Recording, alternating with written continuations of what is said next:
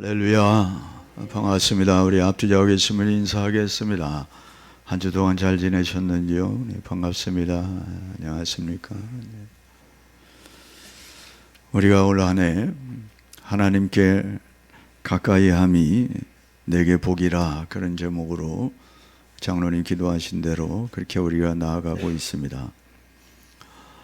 어떻게 그렇게 하나님께 가까이질 수 있을까?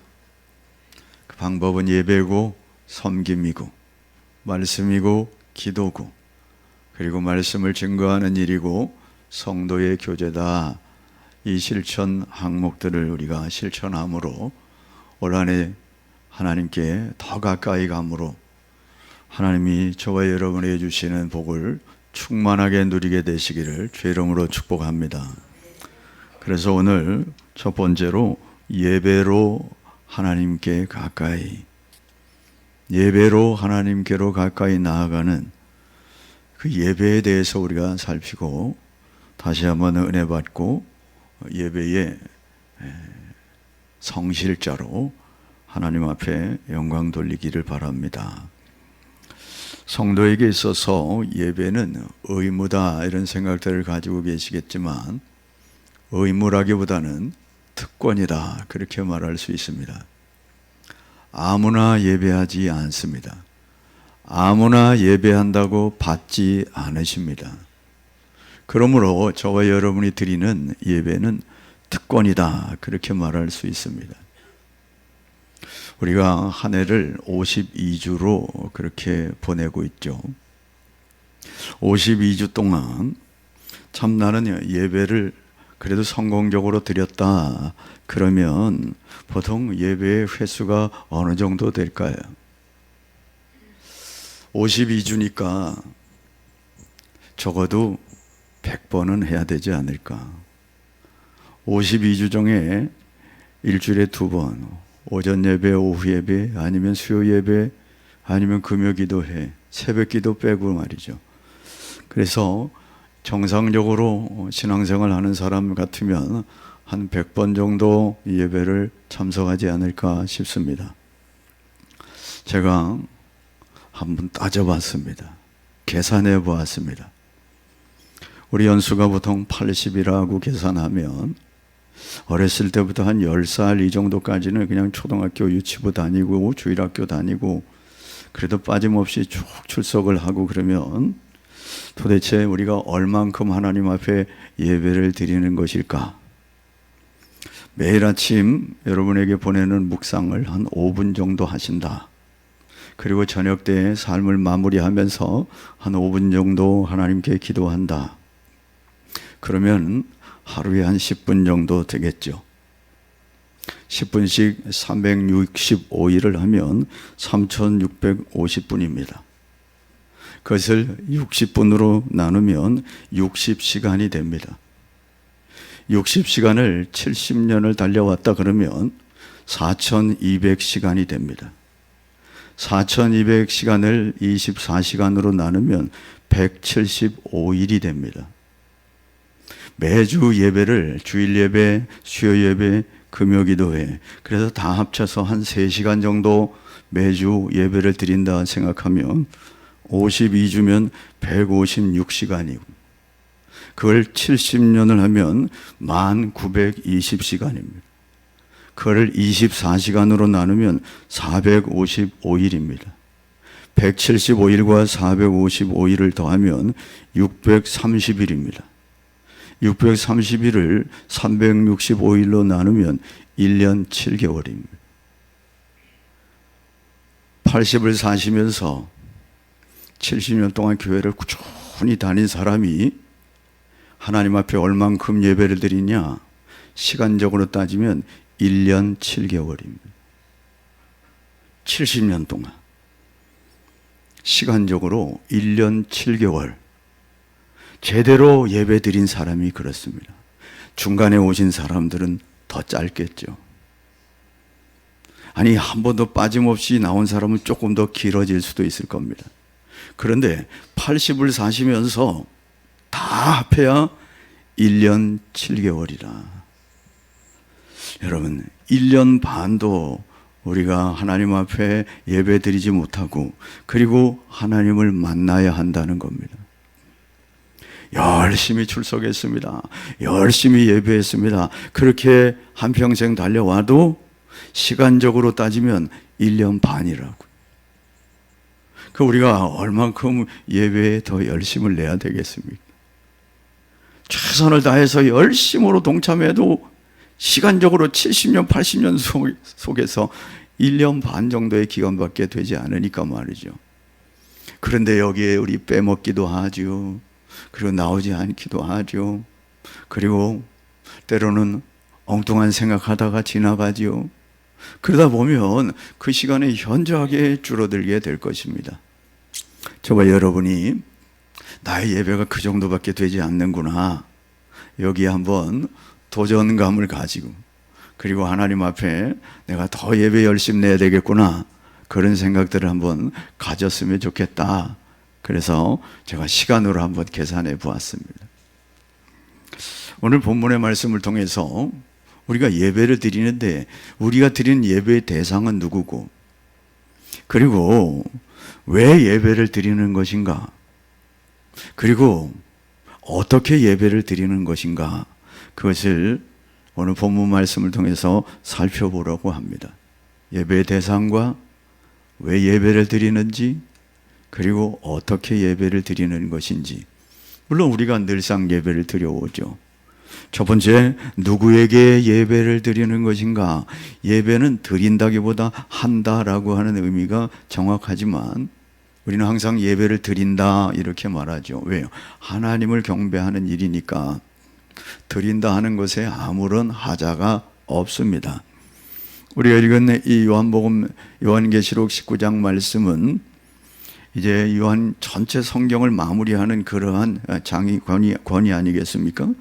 19장 1절로 5절 말씀에는 마지막 때에 하나님께서 사단 마귀를 심판하시는 의로우신 하나님을 경배하라, 그런 얘기를 담고 있습니다.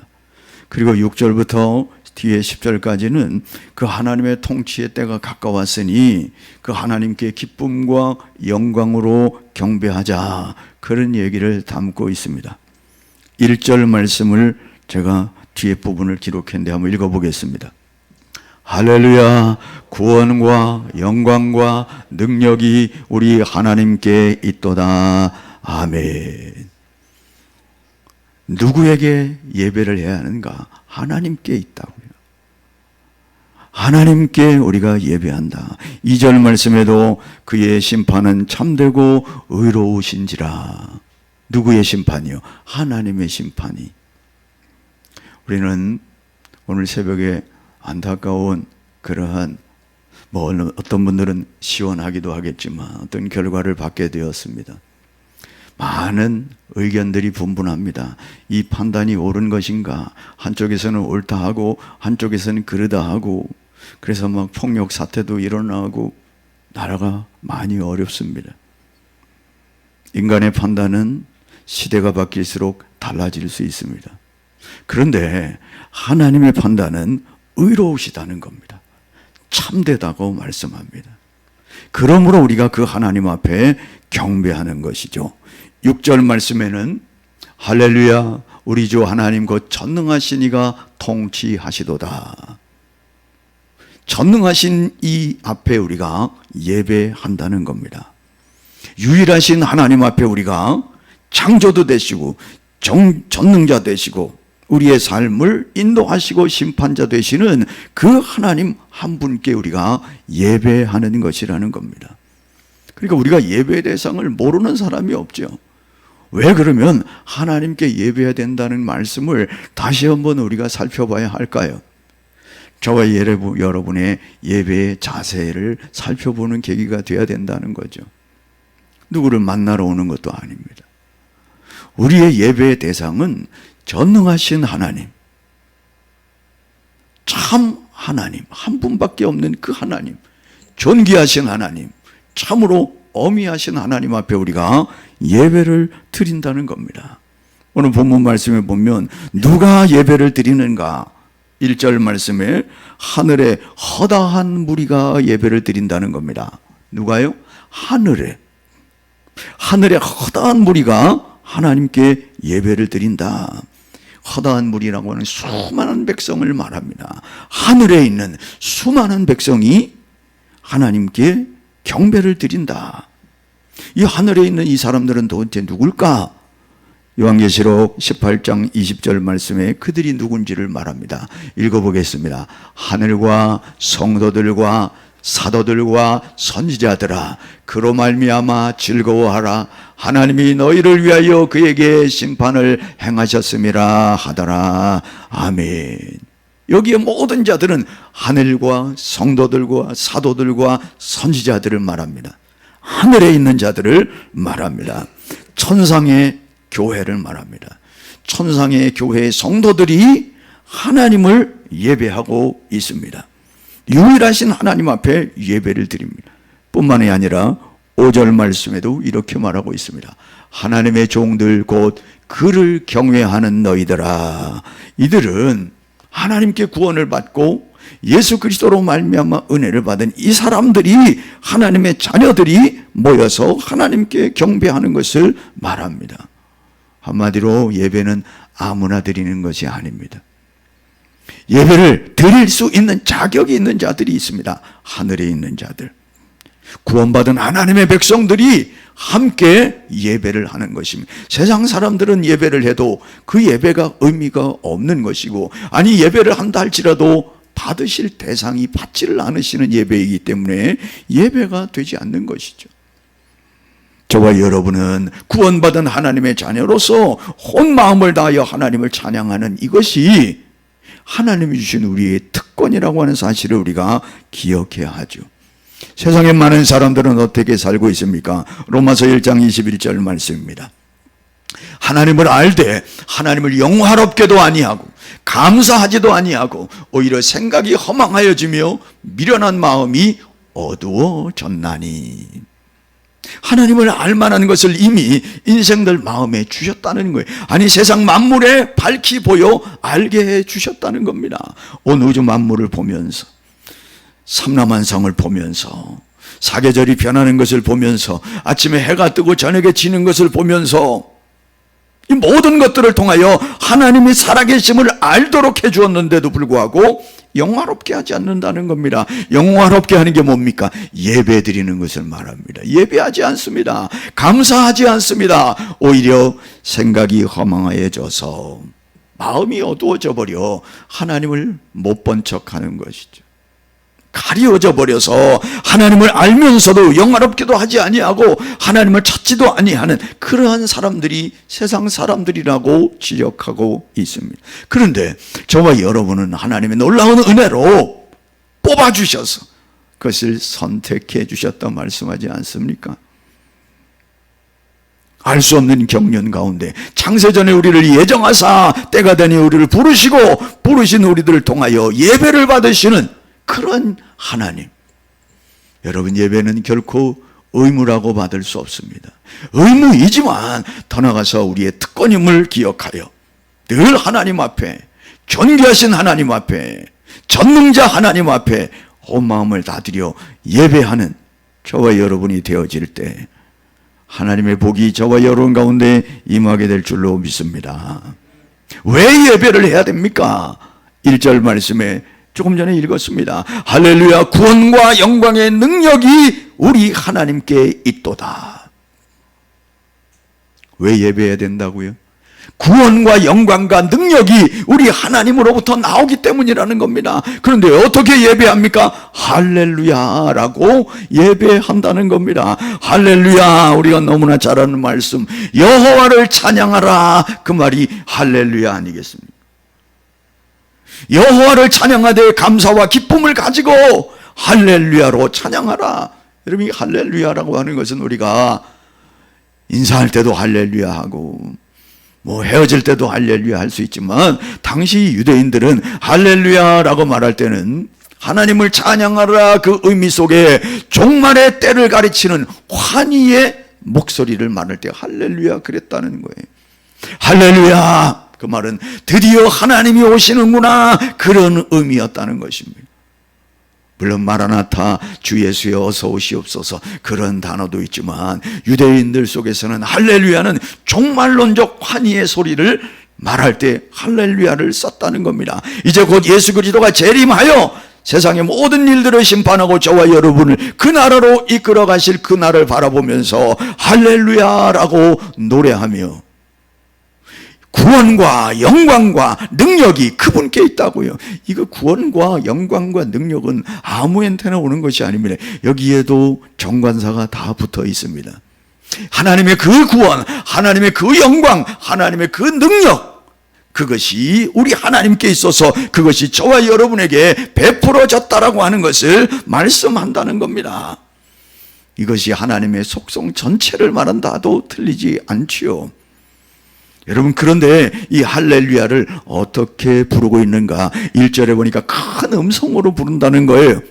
6절에는 큰 우레소리와 같이 부른다라고 말합니다. 4절에는 엎드려 경배했다고 말합니다. 7절에는 크게 기뻐하면서 예배했다, 그렇게 표현하고 있습니다. 할렐루야 할 때 속삭이는 할렐루야가 아닙니다. 큰 소리로, 큰 음성으로, 마치 천둥소리와 같이 그렇게 찬양하면서 엎드려 경배하며 크게 기뻐하며 예배했다고 하는 것입니다. 왜요? 영광과 구원과 능력이 그분께 있기 때문에 뿐만 아닙니다. 2절 말씀에 그의 심판은 참되고 의로운지라, 하나님의 의로우신 심판이 있기 때문에 찬양하는 것이죠. 여러분, 세상의 어려운 상황들이 돌아갈 때, 아니면 여러 가지 답답하고 억울한 일을 만날 때 우리가 꼭 기억해야 할 것이 있습니다. 그게 뭡니까? 의로우신 하나님. 그래서 우리는 이렇게 말해야 합니다. 하나님 살아계시기 때문에 산다. 할렐루야.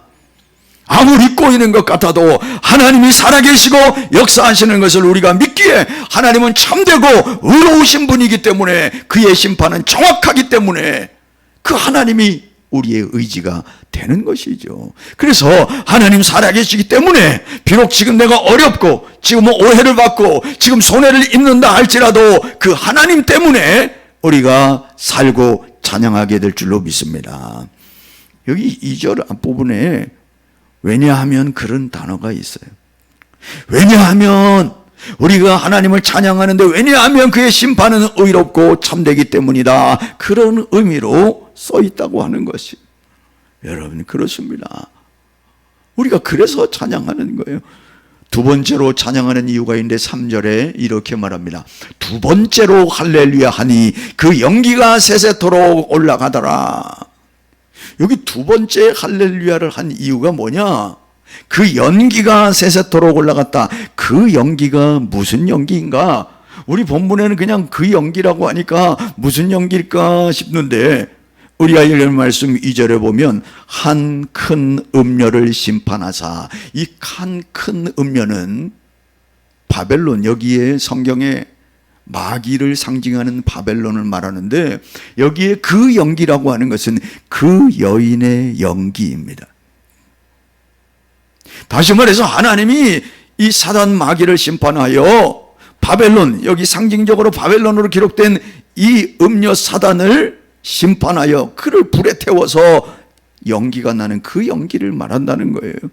두 번째로 할렐루야니 그 연기가 세세토록 올라가더라. 사단 마귀의 멸망이 영원하다고 하는 것을 보여주는 겁니다. 악을 철저히 심판하시는 하나님 앞에 할렐루야라고 찬양하고 있다는 것입니다. 찬양의 이유가 그거예요. 우리의 입장으로 바꿔 생각하면 사단의 권세는 죽음을 멸하시고 사단의 권세인 죄를 십자가에서 말갛게 정리해버리신 그 하나님, 그 예수 그리스도, 그분을 보내주신 그 하나님 앞에 우리가 찬양한다는 겁니다. 보혜사 성령님을 보내신 그 하나님 때문에 우리가 두 번째로 할렐루야 찬송하고 있다는 겁니다. 어떻게 해야 된다고요? 큰 소리로, 우레와 같은 소리로 엎드려서 경배하면서 크게 높여야 한다고요. 여러분, 그게 우리가 예배해야 할 이유이기도 하다는 겁니다. 제가 집중하려고 하는 것은 세 번째입니다. 어떻게 예배해야 하는가? 위대하신 하나님 앞에, 우리의 대상인 전능하신 하나님 앞에, 창조주 하나님 앞에, 나를 구원하신 하나님, 나의 죄를 청산하신 그 하나님, 죄와 사망을 없애버리신 그 하나님 앞에 어떻게 예배해야 되는가? 어떻게? 저와 여러분이 어떻게 예배해야 하나님께 더 가까이 나아갈 것인가? 가장 중요한 것은 예배는 내 중심이 아니라는 겁니다. 내 중심이 아니라 하나님 중심의 예배가 되어야 된다는 겁니다. 저와 여러분이 예배할 때 내 기분에 따르면 되는 거 아니라는 거예요. 오늘 조고사님 같이 내가 비록 몸이 불편하고 내가 가까스로 걸을 수 있지만, 이런 상황에서 내가 집에 머물러 있고 싶지만, 내 기분은 그렇지 않지만, 그럼에도 불구하고 내 중심이 아니라 하나님 중심이기 때문에 기꺼이 올라와 예배한다는 그런 중심. 내 중심은 내가 기분 나쁘면 마음을 닫을 수 있어. 내가 기분 나쁘면 찬송하지 않을 수도 있습니다. 아니, 내가 기분 좋으면 적극적으로 참석하고, 내가 기분이 안 좋으면 소홀히 참석할 수 있습니다. 이 자리에 나와 앉았어도 내 기분이 별로 언짢기 때문에 나는 찬양을 그냥 하는 둥 마는 둥 할 수도 있습니다. 그건 내 중심의 예배라는 거예요.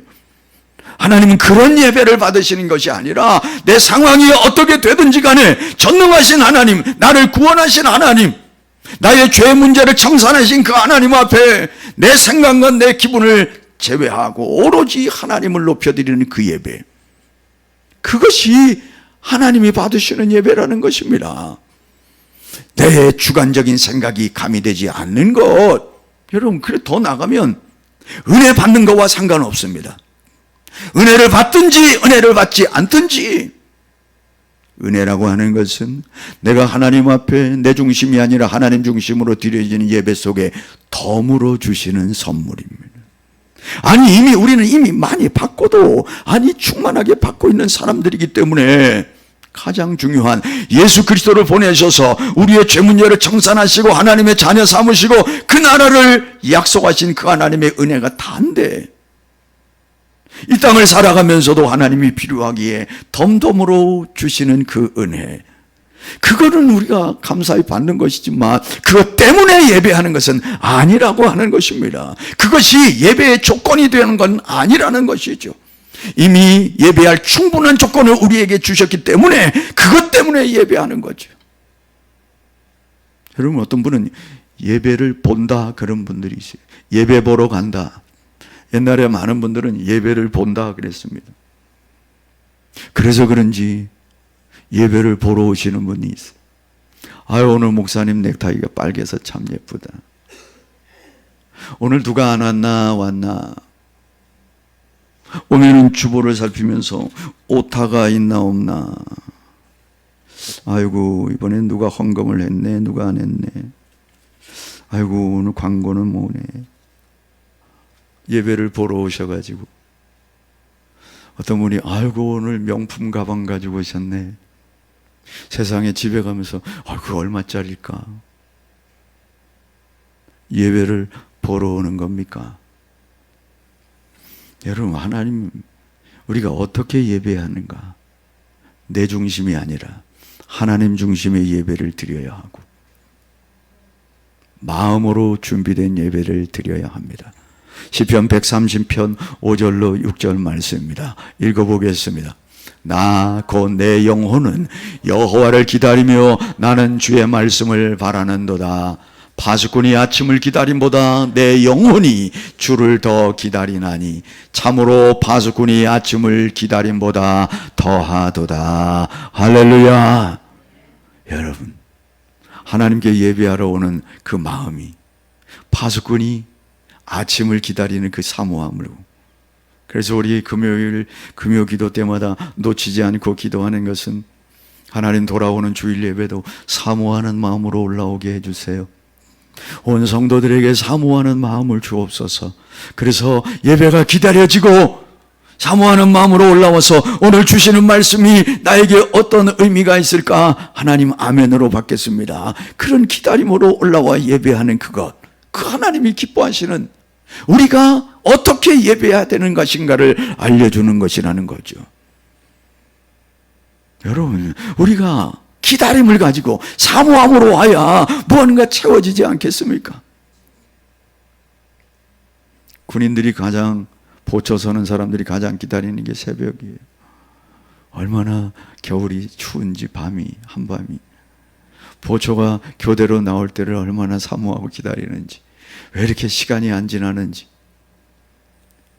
여러분, 그런 마음을 가지고 오되 그 마음을 드려야 하는 겁니다. 성경에는 하나님이 받지 않는 예배를 많이 기록해 놓으셨어요. 화려한 의식, 여러분, 많은 재물, 그게 아니라는 것이죠. 하나님이 우리에게 원하시는 것이 있습니다. 그게 뭡니까? 잠언서 23장 26절 말씀이에요. 내 아들아, 내 마음을 나에게 주며 내 눈으로 내 길을 즐거워할지니라. 할렐루야. 하나님이 솔로몬을 통해서 저와 여러분에게 하시는 말씀, 얘들아, 네 마음을 나에게 줘. 그리고 내 길을 즐거워하며, 내 길이 뭡니까? 하나님의 말씀. 하나님의 말씀을 즐거워하면서 순종하고 마음을 다한 예배, 그거를 하나님이 기뻐하신다는 거죠. 그래서 우리가 어떻게 예배하는가? 사모하는 마음으로, 마음을 드리는 예배. 하나님은 외모를 보지 않고 중심을 보신다 하지 않습니까? 그리고 여기에 어떻게 예배해야 되는가를 말씀하는데, 그것은 크게 하라는 거예요. 여러분, 크게 하는 것은 소리가 크다는 얘기가 아닙니다.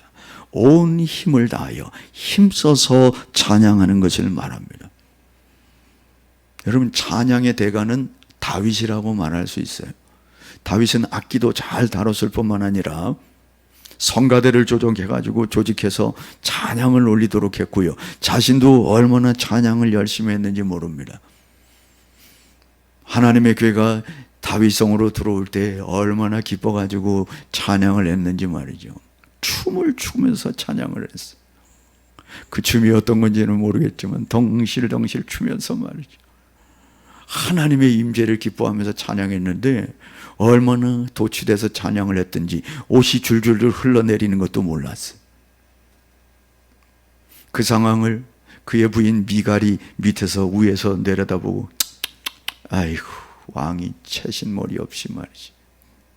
그리고 돌아왔을 때 왕이 어떻게 그렇게 노래를 하고 그렇게 춤을 춥니까? 옷 다 벗겨지도록 모르고. 그랬을 때 다윗이 뭐라 합니까? 하나님을 위해서 한 것이니라.